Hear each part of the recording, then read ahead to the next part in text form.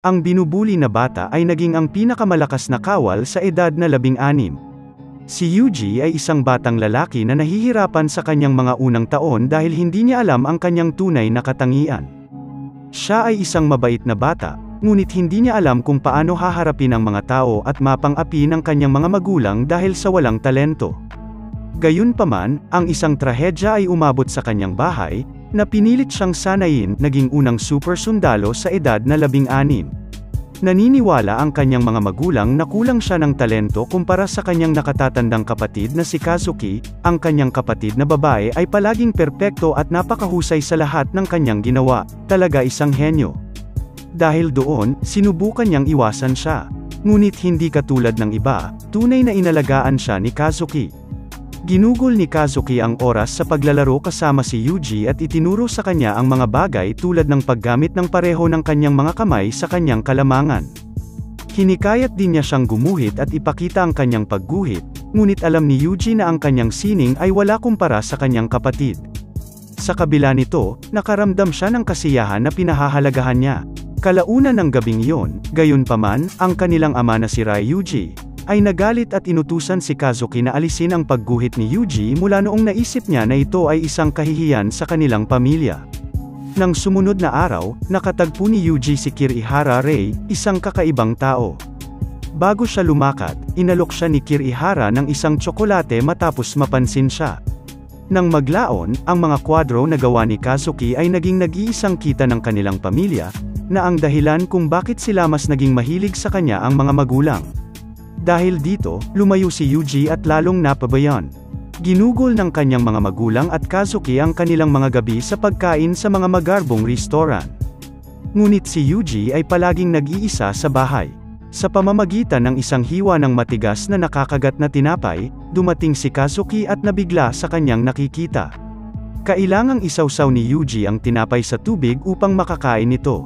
Nagmadali siya sa ref at ipinakita sa kanya kung ano ang makakain niya. Ngunit natatakot siya sa isang tao baka saktan siya sa paggawa nito. Tiniyak niya sa kanya na siya ang siyang mang-iinis sa kanila kung ginawa nila yon. Nakaramdam siya ng awa at humingi ng tawad na kailangan niyang dumaan sa naturang paggamot. Narinig ni Yuji ang kanyang kapatid na nakikipag-usap sa kanilang mga magulang tungkol sa kanilang hindi magandang pagtrato sa kanya, ngunit walang napabuti, lumala pa ito. Mas kinamumuhian siya ng kanyang ama, at sinimulan siyang iwasan ng kanyang ina. Isang beses, nang sabihin ni Yuji kay Kazuki na gumawa siya ng isang kaibigan, masaya siya. Gayunpaman, nang matuklasan niya ang kanyang kaibigan ay isang babae, nagseselos siya at hindi nasisiyahan. Hindi niya nais na gumawa siya ng mga babaeng kaibigan, kaya sinabi niya sa kanya na kailangan niyang kumuha ng pahintulot bago makipagkaibigan. Karaniwang nabuhay si Kazuki ayon sa gusto niya, at ang kanilang mga magulang ay sumunod ayon sa kanyang kalooban, ngunit malalim pababa, natakot si Yuji sa tagiliran niya. Nakikita niya siya bilang isang Diyos at hindi bilang isang tao. Alam niyang maaasahan siya sa kanya kahit na natatakot siya sa kanya. Ang buhay ni Kazuki ay naputol ng isang araw nang siya ay kasangkot sa isang aksidente, na naging dahilan upang magkahiwalay ang kanilang pamilya. Ang kanyang ama ay naging isang alkohol at nagkamali sa kanya at sa kanyang ina. Nakita pa niya ang kanyang ina na binugbog ng kanyang ama habang nagtatago sa aparador dahil mahina siya at sasabihin lang, "Pasensya na," tumakas ang dalawa nang hindi na siya makatayo upang manirahan kasama ang kanyang ama. Ang kanyang ina ay walang tigil na nagtrabaho upang matugunan ang kanyang mga pangangailangan habang pareho silang gumawa ng isang sariwang pagsisimula. Kahit na wala sila sa pinakamahusay na mga kalagayan, naisip ni Yuji na ang kawalan ng kanyang ama ay langit. Patuloy silang nabubuhay ng ganyan sa loob ng isang taon hanggang sa nalaman ng kanyang ama ang tungkol sa kanilang bahay. Pareho silang natakot habang inutusan siya ng kanyang ama na bumili ng alkohol. Matapos gawin ang sinabi sa kanya, natagpuan niya ang kanyang ina na naharas ng kanyang ama. Sinubukan niyang pigilan ang kanyang ama, ngunit nasaktan siya ng masama. Dahil sa galit, determinado siyang patayin siya. Habang kinuha niya ang bote ng alkohol, naalala niya ang hiniling sa kanya ng kanyang kapatid, "Aling kamay ang gagamitin mo upang patayin ang isang tao?" Nang walang pangalawang pag-iisip, itinaas niya ang kanyang kanang kamay at tinamaan ang kanyang ama, na naging dahilan upang siya ay mahulog sa lupa. Nagmadali siya sa kanyang ina, na mukhang gulo. Nag-aalala siya tungkol sa kung paano sila maaaring tumakbo nang hindi nalaman ng kanyang ama. Tumayo siya at sinabi sa kanya na tumakas at susundan niya siya pagkatapos. Ibinigay niya sa kanya ang bulsa na naglalaman ng lahat ng kanilang pera at ipinapaalala sa kanya na huwag mawala ito. Tinanong niya kung saan siya dapat pumunta, at sinabi niya na maaari siyang pumunta sa istasyon. Tumakas si Yuji, ngunit nang mapansin niya na ang kanyang ina ay tumatagal ng masyadong mahaba at narinig ang tunog ng mga sirena, sumugod siya pabalik sa kanilang bahay. Nang makarating siya doon, napansin niya ang isang kaguluhan at natakot na makita ang mga taong may dalang katawan na may relo ng kanyang ama. Sa sandaling naisip niya ang kanyang ina, nagmamadali siya sa loob, kung saan nakita niya ang mga detective na nagdodokumento sa pinangyarihan ng pagpatay. At nang mapagtanto niya na ito ay kanyang ina, natakot siya at sumigaw ang kanyang baga. Habang nahuhuli siya ng hininga, nawalan siya ng malay sa ospital. Natanggap niya ang liham ng kanyang ina para sa kanya. Nagtataka siya kung saan siya nagkamali at humingi ng tawad sa nangyari kay Yuji. Matapos basahin ang liham, hinawakan niya ito ng mahigpit at tumulo ang luha. Nang siya ay mapalabas mula sa ospital, siya ay pinagtibay ng kakaibang tao na nakilala niya, si Kirihara. Ngunit ang kanyang pagdurusa ay hindi natapos. Bihisan siya ni Kirihara bilang isang batang babae at ginawang magsuot siya ng isang peluka na magkapareho sa buhok ni Kazuki. Sa kabila nito, tinitiis niya silang lahat nang walang sinasabi. Isang gabi, tinangka ng isang tao na harapin siya, ngunit pinatay niya ito. Nalaman ni Kirihara ang tungkol dito at humanga sa kanyang ginawa. Naniniwala siya na si Yuji ay may isang bagay na dapat magkaroon ng mga tao. Kaya dinala niya siya sa kanya pagsasanay sa kampo upang gawin siyang isang kapaki-pakinabang na tool. Hindi tumanggi si Yuji, tulad ng sinabi sa kanya ni Kirihara na ito ang paraan upang mabayaran ang pabor sa pag-ampon siya. Ang kanyang mga kakayahan sa pagmamarka ay natagpuan sa panahon ng kanyang pagsasanay. Ang iba pang mga camping ay hindi nagustuhan sa kanya mula noong nagustuhan siya ni Oslo. Kalaunan ay binubuli nila siya. Ngunit ang isang taong nagngangalang Marlin ay nag-ingat sa kanya. Dumalo siya sa kanyang mga sugat at binigyan pa siya ng ilan sa kanyang pagkain. Ipinakita niya sa kanya ang kabaitan, na humantong sa kanya upang maniwala na marahil ang mundo ay hindi kakilakilabot pagkatapos ng lahat.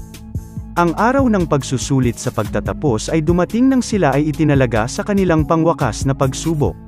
Upang makapasa, kailangan niyang patayin o hindi magawa ang kanyang kalaban, ngunit sa kasamaang palad, ito ay si Marlin. Si Yuji ay nasa itaas na kamay habang si Marlin ay nauubusan ng hininga. Tiningnan niya ang kanyang malamig at dodged ang kanyang pag-atake. Mabilis niyang sinundan ito sa pamamagitan ng pagsuntok sa kanyang matigas at smakang ng sabay-sabay. Nang tumayo siya mula sa lupa, hindi niya hinayaan ang pag-atake niya at walang awa na sinipa siya sa mukha. Sumigaw siya, at habang nahulog siya sa sahig, ang imahe ng kanyang ina ay bumabalik sa kanyang mga alaala. Dahil doon, nagsimula siyang mag-isip na maaaring magtapos siya tulad ng kanyang ama. Sumigaw siya habang nagsimula siyang mawala ng kontrol sa kanyang sarili, ngunit sa paggawa nito, siya ay tinamaan ni Marlin, na naging dahilan upang siya ay mahulog sa lupa. Tumawa siya habang sinuntok siya, at bilang pangwakas na suntok, sinipa niya siya sa hangin, na kumatok siya sa labas. Sigaw ni Marlin sa kanya at humingi ng tawad kay Yuji pagkatapos ng laban, dahil ang parehong ina ay nagsabi ng parehong bagay, hindi niya nais na marinig muli ang gayong mga salita. Nakaramdam siya ng walang magawa at mahina. Iyon ang huling oras na nakita niya si Marlin. Habang siya ay lumilipas sa kanyang unang trabaho. Matapos ang 2 buwan, si Yuji ay binigyan ng isang aktwal na misyon upang matukoy kung siya ay magtatapos. Tungkulin siyang pumatay sa mga tao, na natagpuan niyang simple. Sinubukan ng CIRS na siyasatin ang mga kasong iyon. Ngunit alam lamang nila na siya ay isang misteryosong batang lalaki dahil hindi nila mahahanap ang isang nangunguna tungkol sa kanyang pagkakakilanlan sa kanilang mga pagsisiyasat. Ngunit ang misteryo ay natapos sa gabi ng operasyon ng CIRS, kung saan sila ay nagpasok ang tirahan ni Oslo at natagpuan si Yuji. Si Yuji ay natuklasan ni Esako sa isang underground tunnel habang siya ay nakatali at natapos na nailigtas siya. Inalagaan siya ni Esako at ang kanilang tahanan ay nasa gubat. Ginugol niya ang kanyang mga araw na nakatitig sa wala. Sa gayon ang kanilang mga unang ilang araw ay hindi maganda. Nakilala niya si JB doon, na kaibigan at katrabaho ni Asako. Nagpasya si Asako na maligo si Yuji habang nakikipag-usap siya kay JB. Gayunpaman, natagpuan nila ang maraming mga bruises at scars sa buong katawan niya. Inalok siya ni Asako ng pagkain pagkatapos malaman na siya ay walang iba kundi ang balat at buto. Sila ay nag-ambala habang kumakain ng sumigaw si Yuji kahit saan matapos patayin ang fly sa mesa. Siya puke bilang kanyang nakaraang traumas bumalik. Sa paglipas ng panahon, magkasama sina Asako at Yuji. Binigyan niya siya ng isang aso na pinangalanan niya si John. Naging mahilig siya kay John, na nagpapasaya sa kanya sa kabila ng kanyang nakaraan. Sinimulan ni Asako ang pagsasanay kay Yuji. Itinuro niya sa kanya na maging mabilis, gamitin ang kanyang lakas sa tamang paraan, at magbasa ng mga libro upang makakuha ng karunungan. Nalaman din niya na nagtrabaho siya para sa CIRS, isang Japanese-American anti-terrorism organization. Kinabukasan, itinuro sa kanya ni Asako kung paano kukunan ng tama ang kanyang target at nangako na bibigyan siya ng isang premyo kapag tinamaan niya ito. Sa kabutihang palad, tinamaan niya ang target, at nang makauwi na sila, nakakita siya ng isang malaking kaso sa mesa. Sinabi sa kanya ni Asako na buksan ito ay nakakita siya ng baril. Natuwa si Yuji at kinuha ang baril upang subukan ito. Kinuha niya si Yuji para sa isang pangangaso, ngunit nang makapasok sila sa kakahuyan, nagpupumilit siyang patayin ang USA habang siya ay pinagmumultuhan muli ng nakaraan. Pagkatapos ay muli, hayaan siya ni Asako na sinabi niya sa kanya na bata pa siya. Narinig ni Yuji si John na naglalakad sa kanilang bahay kinabukasan. Tumingin siya sa paligid upang makita kung bumalik si Asako, ngunit natakot siya nang makita niyang nasira ang isang oso sa kanilang bahay. Nagmadali siyang kumuha ng baril, ngunit kapag siya ay bumalik, nakikita niya ang isang walang buhay na John na nakabitin sa bibig ng oso. Nilalayo niya ang baril patungo dito ngunit nagpupumilit pa ring sunugin ito. Habang nakaluhod siya sa sahig, tinawag niya ang pangalan ni John, at sa sandaling muli, hinabol niya ang oso sa pamamagitan ng pagsunod sa mga track ng dugo ng kanyang aso. Habang hinahabol ito, determinado siyang ibalik si John, habang ginagamot niya siya bilang kanyang pamilya. Nang makita niya ang oso, sinubukan niyang mag-target muli ngunit nadulas sa nyebe at hindi sinasadyang pinaputok ang baril sa ibang lugar. Napansin at inatake siya ng oso habang siya ay naiwan lamang gamit ang isang kutsilyo. Sinubukan niyang saksakin ito, ngunit napakalakas ng oso kaya't isinubo nito ang kanyang kutsilyo sa hangin nang walang kahirap-hirap. Dahan-dahan, natatakot siya rito, at hinikayat siya ng mga tinig sa kanyang ulo na patayin ito habang mayroon siyang traumatic flashbacks. Hinawakan niya ang isang tungkod sa kanyang kamay at sinaksak ang oso sa mata. Malapit na niyang sunugin ang kanyang baril, nakita niya ang mga anak ng oso at alam na kakainin nila si Juan. Sa puntong iyon, nagsimula siyang mawala ng pag-asa at nagtaka kung bakit ang kanyang aso ay naging biktima ng oso. Napansin niya ang mga oso na dahan-daang kumakain ng kanyang aso at umiyak siya at itinapon. Habang sumisigaw at nagtatanong kung bakit, hinila niya ang gatilyo sa kanyang baril. Bumalik siya sa bahay habang dala ang kwelyo ni John, at binati siya ni Asako. Tinanong niya siya kung ito ay oso at ipinahayag niya na hindi niya ito papatayin. Nagsimula siyang umiyak habang naramdaman niyang walang silbi. Ngunit niyakap siya ni Asako at sinabi sa kanya na maayos siya tulad nito, na pinasigaw niya ang kanyang puso. Matapos ilibing ang kwelyo ni John, sinabi ni Yuji kay Asako na siya ay may sakit na isang duwag at nais upang maging malakas tulad ng Asako upang maprotektahan ang kanyang mga mahal sa buhay. Naniniwala siya na dahil sa nakaraan ni Yuji, idinisenyo siyang pumatay, na gusto niya upang maiwasan. Sinabi niya kay Yuji na hindi siya maaaring pumatay dahil sa itinuro niya sa kanya, na magiging safety pin na kukunin lamang niya sa mga kritikal na sitwasyon.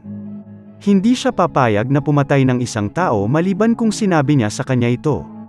Itinuro din niya sa kanya na hindi siya papayag na mamatay ng isang kagalang-galang na kamatayan maliban kung siya ay nagligtas ng 5 tao. Sa pagtatapos ng kanyang lektura, sinabi niya sa kanya na dapat siyang maging isang tao na maaaring hilahin ang gatilyo ng walang pag-aatubili upang mailigtas ang iba, hindi para sa kanyang sariling kapakanan. Isang araw, habang si Asako ay nagpapahinga sa kama, kumuha si Yuji ng isang tawag sa telepono mula sa kanyang trabaho. Ayon sa tawag, ito ay isang kagiat na trabaho para sa Asako, ngunit hindi siya makakapunta. Kaya, lumabas siya upang kumuha sa trabaho para sa kanyang lugar. Ilang araw pa, natagpuan ni Yuji sina JB at Asako na nagtalo habang natuklasan ni JB na pinalitan nila ang mga lugar sa trabaho ni Asako. Nagtalo si JB na tinatrato siya ni Asako tulad ng ginawa ni Oslo, ngunit sinabi niya sa kanya na ginagawa niya ito sa kanyang malayang kalooban at ito ang kanyang paraan upang mabayaran siya. Tinanong ni Asako kung nais niya ang isang lisensya upang gumana at pumayag siya. Nagpunta si Yuji sa Amerika upang dumalo sa isang akademikong pagsasanay sa naval. Sa akademya, nakilala niya si Danny, na kalaunan ay naging kanyang matalik na kaibigan. Nakilala niya rin si Agnes, ang kapitan ng hukbo na namamahala sa kanilang pagsasanay, na kilala na mahigpit. Gayunpaman, binigyan niya si Yuji ng espesyal na paggamot mula noong siya ay mag-aaral ni Asako. Sa kanilang pagsasanay, nagkakamali si Yuji na magkaroon ng maling ulat para sa paghagupit sa lahat ng mga target. Ngunit sinuportahan siya ni Agnes at sinabi sa sarhento na mayroon siyang natatanging talento sa marksmanship. Si Yuji ay naatasan sa isang platen ng labanan, sa huling pagsusulit. Si Yuji ay pinagsama sa Danny, Millie, at Robert. Habang naglalakad ang grupo sa kagubatan, nakita ni Danny ang isang malaking ibon na makakain nila. Nagboluntaryo si Yuji na kunan ito, ngunit pagkatapos na patayin ito, sumuka siya. Naisip niya na mayroon na siyang pagpapahintulot sa pagpatay sa mga nabubuhay na bagay, ngunit mali siya. Isang gabi, habang nagpapahinga sila, nakita ni Yuji ang pagdating ng mga kaaway, at naghanda sila para sa isang ambush, itinapon niya sa tuwing binaril niya ang mga kaaway. Napansin ito ng pangkat at sinabi sa kanya na maghang, gayunpaman, napagtanto niya na kailangan niyang bumalik sa truck at tiniyak sa kanila na maaari pa rin siyang lumaban. Nagpasya silang pigilan ang kaaway. Ipinikit ni Yuji ang kanyang mga mata upang mapagtanto na ang kanyang mga kasama ay nasa labas na nakikipaglaban. Tinawag siya ni Danny na isang kaibigan, si Millie ay umasa sa kanya ng higit sa sinuman, nanatili si Robert sa halip na nais na tumakas, at iginagalang siya ni Edward. Ang isip ni Yuji na ang mga kaaway ay hindi tao ngunit masamang tao sa berde. Kailangan niyang piliin kung papayagan niya ang kanyang mga kaibigan na patayin o hilahin ang gatilyo. Binuksan ni Yuji ang kanyang mga mata, mas napaliwanagan kaysa sa dati. Hinila niya ang gatilyo at pinatay ang isa sa mga kaaway, na sinundan ng isa pa. Siya ay may sakit at pagod na hayaan ang mga taong pinapahalagahan niya na mamatay habang wala siyang magawa. Nang gabing yun, sinabi niya sa kanyang sarili na ang sinumang nais kumuha ng isang bagay na mahalaga sa kanya ay magiging kanyang kaaway. Nasanay si Yuji sa larangan ng digmaan makalipas ang 2 buwan. Patuloy siyang lumaban sa kanyang grupo hanggang sa matapos ang kanilang misyon. Bumalik siya sa kanyang tahanan, kung saan tinanggap siya ni Asako. Sa oras na iyon, naramdaman niyang masaya siyang buhay sa kauna-unahang pagkakataon. Habang nalilito pa rin siya tungkol sa kung ano ang gagawin sa kanyang buhay, sinabi niya sa kanya na ilaan niya ang buong buhay sa kanya. Pagkatapos nito, nakibahagi siya sa kanyang huling pagsasanay, kung saan nailigtas niya si Chizuru sa Vancouver. At iyon din ang huling oras na nakita niya ang palakaibigang ngiti ni Danny. Bumalik siya sa Japan upang malaman na ang buhay ni Asako ay natapos na. Sinabi sa kanya ni JB na si Asako ay lumilipad at wala sa kamalayan mula pa noong araw.